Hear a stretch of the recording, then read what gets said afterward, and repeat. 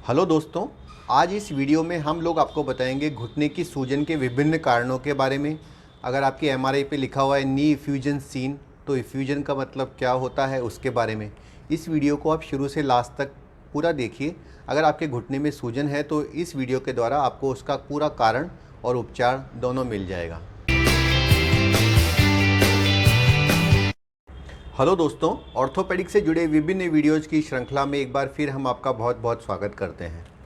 दोस्तों, काफ़ी सारे लोग मुझे अपने कमेंट सेक्शन में और जो उन्होंने मेरा WhatsApp ACL help program join किया हुआ है, वो लोग भी मुझे समय समय पे पूछते रहते हैं कि सर हमारी एमआरआई में लिखा हुआ है नी इफ्यूजन सीन, तो इस बात का क्या मतलब है, नी का इफ्यूजन क्या चीज़ होती है। वो लोग काफ़ी घबरा जाते हैं, वो सोचते हैं कि ACL से भी बड़ी चीज़ ये नी इफ्यूजन है, तो इस तरह से वो डर जाते हैं।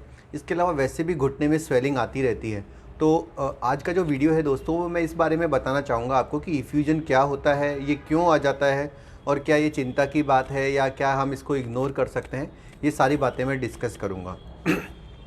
हमेशा की तरह मैं इस वीडियो को दो भागों में बांटूंगा, एक तो इफ्यूजन ACL से रिलेटेड और एक ACL के अलावा भी जो बाकी पेशेंट्स हैं उनमें भी क्या नी इफ्यूजन आ सकता है उनके बारे में। तो दोस्तों, जब भी हमारे घुटने में कोई जो हमारा घुटने की जो नॉर्मल संरचना है, तो उसमें 5 से 7 ml फ्लूइड भरा रहता है। इसे साइनोवियल फ्लूइड या जॉइंट फ्लूइड कहते हैं। ये सभी लोगों में पाया जाता है और इसके अंदर न्यूट्रिशंस होते हैं। इसके अंदर हाई यूरोनिक एसिड होता है, काफ़ी सारे न्यूट्रिशंस होते हैं जो कि घुटने में ACL को और मेनिस्कस को और घुटने की कार्टिलेज को खाना प्रदान करते हैं। तो एक तरह से जॉइंट फ्लूइड भोजन देने के लिए बनाया गया है। इसके द्वारा पूरे जॉइंट में ल्यूब्रिकेशन और चिकनाई बनी रहती है। जिस प्रकार की हम मशीनों में ऑयल डालते हैं, उस प्रकार भगवान ने भी ये सिस्टम, नेचर ने हमें बना के दिया है, जिसमें कि घुटने के अंदर ऑयलिंग रहती है। तो नॉर्मली ये ऑयलिंग जो होती है वो 5 से 10 ml होती है और बाहर से हम अगर नोटिस करें तो हमें पता भी नहीं चलता कि घुटने में कोई पानी भरा हुआ है। ये जो पानी होता है दोस्तों, ये बनाती है हमारे घुटने के चारों तरफ की साइनोवियल मेम्ब्रेन। तो कभी कभी क्या होता है कि किसी बीमारी के अंदर साइनोवियल मेम्ब्रेन हाइपर एक्टिव हो जाती है, अपनी आवश्यकता से ज़्यादा काम करने लगती है और काफ़ी सारा पानी बनाने लग जाती है। जब ये पानी काफ़ी ज़्यादा मात्रा में बनता है तो हमारा घुटना फूल जाता है और दूर से देखने में स्वेलिंग की जैसा दिखता है। यही चीज़ को जॉइंट इफ्यूजन कहा जाता है। अब जॉइंट इफ्यूजन काफ़ी सारे कारणों से हो सकता है। जो ज़्यादातर कॉमन कारण हम डे टू डे प्रैक्टिस में देखते हैं वो होते हैं, जैसे घुटने में कोई चोट लग जाए तो घुटने में चोट से ब्लड भर सकता है और ब्लड और जॉइंट फ्लूइड आपस में मिलकर घुटने में स्वेलिंग पैदा कर सकते हैं। जब ACL लिगामेंट टूटता है दोस्तों, तो ACL लिगामेंट के साथ ब्लड लीकेज होना शुरू हो जाता है और 3 से 4 घंटे में ही घुटने में काफ़ी स्वेलिंग आ जाती है। यहाँ तक ये कहा जाता है कि अगर घुटने में चोट लगने के बाद 3 से 4 घंटे में तेज़ी से स्वेलिंग आ जाती है तो ये ACL का एक लक्षण हो सकता है। ये आपके अंदर घुटने में आई ACL की चोट को बताता है। जब हम MRI कराते हैं तो इस चीज़ को जॉइंट इफ्यूजन सीन करके लिखा जाता है। ACL के बाद आने वाला जो ब्लड का पानी होता है दोस्त, ब्लड और जो पानी घुटने में भर जाता है, जो ब्लड का मिक्स पानी रहता है, उसे काफ़ी सारे डॉक्टर सुई द्वारा निकालने की सलाह देते हैं, लेकिन मैं इसको रिकमेंड नहीं करता। अगर आपके घुटने में बहुत ज़्यादा ब्लड नहीं है तो आप कोशिश करें कि सुई डलवा के उस ब्लड को ना निकलवाएं, क्योंकि कई बार ये चांस होता है कि उससे घुटने में इन्फेक्शन भी हो सकता है। यदि आपके डॉक्टर एक ऑर्थोपेडिक सर्जन है और स्टेरिलिटी के पूरे जिस तरह के मानक हैं उनके साथ इस प्रोसीजर को करते हैं तो कोई रिस्क नहीं है। पर जहाँ तक कोशिश करें, घुटने के अंदर अगर बहुत ज़्यादा ब्लड भरा हुआ नहीं है और उसकी वजह से आपको कोई प्रॉब्लम नहीं हो रही, तो आपको ब्लड को निकलवाना नहीं चाहिए। ACL सर्जरी के दौरान जो सर्जरी का आइडियल टाइम है वो 2 से 3 वीक के बाद ही की जाती है। तो उस दौरान जो जॉइंट इफ्यूजन है वो पूरा या तो अपने आप ही बॉडी उसको एब्जॉर्ब कर लेती है या सूख जाता है। तो इसलिए किसी प्रकार से घबराने की बात नहीं है। तो अगर आपकी MRI में ऐसा लिखा हुआ है कि जॉइंट इफ्यूजन सीन, तो इससे आपको किसी तरह से डरने की बात नहीं है। एकदम बिल्कुल नेचुरल फिनोमिना है कि जब लिगामेंट की चोट लगेगी, कार्टिलेज की चोट लगेगी, मेनिस्कस टियर होगा, तो जॉइंट इफ्यूजन होगा ही होगा। तो अगर ऐसा लिखा आता है तो आपको ये सोच के परेशान नहीं होना कि लिगामेंट तो ठीक है लेकिन जॉइंट इफ्यूजन का इलाज कैसे होगा, क्योंकि जब ACL सर्जरी की जाएगी तो जॉइंट इफ्यूजन भी अपने आप ठीक हो जाता है। तो दोस्तों, ये तो बात थी ACL के पेशेंट्स के बारे में। उसके अलावा आपके घर में जो बड़े बूढ़े हैं उनके भी घुटनों में जब स्वेलिंग आती है, कोई चोट लगती है, तो उनके अंदर भी घुटने में पानी भर जाता है। वैसा इसलिए होता है क्योंकि जब घुटने में आर्थराइटिस हो जाती है, 50 से 60 साल की उम्र हो जाती है, तो जब घुटने में कोई भी जोर पड़ता है तो कार्टिलेज झड़ती है और कार्टिलेज झड़ के साइनोवियल मेम्ब्रेन को इरिटेट करती है। ये बिल्कुल वैसे ही है जैसे हमारे आँख में अगर कोई कंकर गिर जाता है तो आँख में पानी आने लग जाता है। उसी प्रकार से जब घुटने में कार्टिलेज की डैमेज होती है तो वो साइनोवियल मेम्ब्रेन को इरिटेट करती है, जिसकी वजह से साइनोवियल मेम्ब्रेन खूब सारा फ्लूइड बनाना शुरू कर देती है और घुटने में इफ्यूजन या स्वेलिंग दिखती है।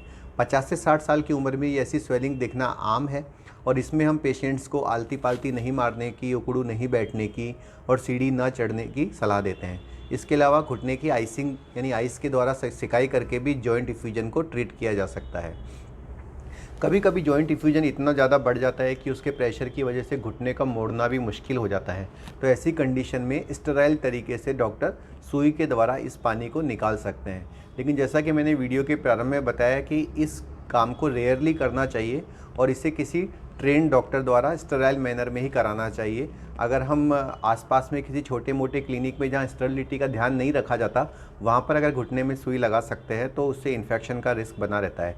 स्पेशली अगर डायबिटिक पेशेंट्स हैं तो उनको घुटने के अंदर जो भी प्रोसीजर है वो किसी ट्रेन डॉक्टर द्वारा ही कराने चाहिए। इसके अलावा अगर जॉइंट इफ्यूजन के बाकी कारणों को देखा जाए तो गाउट की बीमारी यानी यूरिक एसिड का ज़्यादा होना भी आपके घुटने के अंदर स्वेलिंग ला सकता है। जिन लोगों के यूरिक एसिड 6 या 7 से ज़्यादा रहता है तो उनके सडनली घुटने में स्वेलिंग आ जाती है और तीव्र दर्द होता है। इसे गाउट का एक्यूट अटैक कहा जाता है। गाउट के एक्यूट अटैक के कारण होते हैं बहुत ज़्यादा मात्रा में प्रोटीन का सेवन करना, जैसे पनीर या red wine, alcohol, red meat, इस तरह की कोई चीज़ अगर आप खा लेते हैं तो अचानक से शरीर में यूरिक एसिड की मात्रा बढ़ जाती है और उसकी वजह से कभी पंजे में तो कभी घुटने में स्वेलिंग आ सकती है। इसका इलाज गाउट के ट्रीटमेंट के द्वारा किया जा सकता है। बहुत रेयर कारणों में दोस्तों इन्फेक्शन के कारण भी जॉइंट इफ्यूजन हो सकता है, जैसे कि ट्यूबरक्लोसिस घुटने में होने वाला एक सामान्य इन्फेक्शन है। टीबी के इन्फेक्शन में घुटने में स्वेलिंग आ जाती है और तीव्र दर्द होता है। इसकी ब्लड द्वारा जांच की जा सकती है और उसके टीबी की दवाई लेने से इसका पूरा इलाज भी संभव है।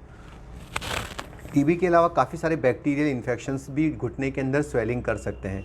ज़्यादातर घुटने में जब इन्फेक्शन होता है तो ये बहुत छोटी उम्र के बच्चों में देखा जाता है या फिर डायबिटीज़ या ऐसे लोग जिनकी इम्यूनिटी कम होती है उनके अंदर घुटने में इन्फेक्शन होकर सेप्टिक आर्थराइटिस होने का चांस रहता है।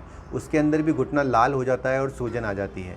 उस सूजन का इलाज एंटीबायोटिक या घुटने की आर्थ्रोस्कोपी या दूरबीन द्वारा धुलाई करने से किया जा सकता है। इसके अलावा दोस्तों एक और बीमारी है जिसे साइनोवाइटिस कहा जाता है। साइनोवाइटिस का मतलब होता है घुटने के चारों तरफ जो झिल्ली है साइनोवियल मेम्ब्रेन, उसमें सूजन आ जाना, जिसके बहुत सारे कारण हो सकते हैं। उन कारणों में भी घुटने के अंदर स्वेलिंग आ जाती है। तो दोस्तों ये सब बहुत सारे कारण हैं जो मैंने आपको बताया जिनकी वजह से घुटनों में स्वेलिंग आ जाती है। दोस्तों घुटने में स्वेलिंग या इफ्यूजन का आना जो एमआरआई पे लिखा आता है किसी भी प्रकार से चिंताजनक नहीं है। ये सिर्फ बीमारी का एक छोटा लक्षण है। इसके लिए किसी प्रकार से घबराने की ज़रूरत नहीं है। ज़्यादातर कारणों में एमआरआई के द्वारा घुटने में जो सूजन आई है उसका कारण पता चल जाता है और फिर डॉक्टर उसका इलाज कर देते हैं। अगर आपके भी घुटने में जॉइंट इफ्यूजन है तो हमारे व्हाट्सएप ACL प्रोग्राम के द्वारा आप हमसे कांटेक्ट करके कंसल्टेशन ले सकते हैं। जब आपके घुटने में स्वेलिंग आती है तो मैं आपको 3 या 4 इंपॉर्टेंट चीज़ें ध्यान में रखने के लिए बताऊँगा। जहाँ तक हो सके आप कोई एक्टिव एक्सरसाइज ना करें, आलती पालती या ज़मीन पे क्रॉस लेग सिटिंग या इंडियन स्टाइल के टॉयलेट को यूज़ ना करें। अगर आप कोई योगा एक्सरसाइज या जंपिंग कर रहे हैं तो उसे अवॉइड करें, वरना उससे स्वेलिंग ज़्यादा आ सकती है। बर्फ़ की सिकाई आप कर सकते हैं, लेकिन कोई मालिश करना, कोई ट्यूब लगाना या गर्म पानी की सिकाई बिल्कुल ना करें, क्योंकि उससे इफ्यूजन बढ़ सकता है। घुटने के अंदर किसी ट्रेन डॉक्टर के द्वारा ही प्रोसीजर करवाएं और ऐसे ही छोटे मोटे क्लिनिक में जाकर नीडल ना डलवाएं, वरना आपको नुकसान हो सकता है। तो दोस्तों ये जानकारी थी घुटने के इफ्यूजन के बारे में। अगर आपके भी नी में इफ्यूजन है, नी में स्वेलिंग है और इसके बारे में आपका कोई क्वेश्चन है तो आप हमसे ऑनलाइन कंसल्टेशन ले सकते हैं, जिसके लिए जो नंबर है वो नीचे लिखा गया है। दोस्तों इसके अलावा भी अगर आपकी घुटने के लिगामेंट की या कंधे की किसी तरह की प्रॉब्लम है तो आप ऑनलाइन कंसल्टेशन ले सकते हैं। घुटने और कंधे की सभी बीमारियों के बारे में हम लोग आपको समय समय पे जानकारी देते रहते हैं। ऑलरेडी हम इस पे करीब 150 के करीब वीडियोस बना चुके हैं। आप हमारे चैनल को सब्सक्राइब करिए, बेल आइकन को दबा के रखिए, ताकि जैसे ही कोई वीडियो लॉन्च होगा आपको तुरंत उसकी इन्फॉर्मेशन मिल जाएगी। और इसके बारे में अगर आपको किसी तरह का कोई क्वेश्चन है तो वो भी हम आपको व्हाट्सएप के द्वारा बताते हैं, जिसकी वजह से आपको घर बैठे ही इसका पूरा इलाज पता चल जाता है। धन्यवाद दोस्तों।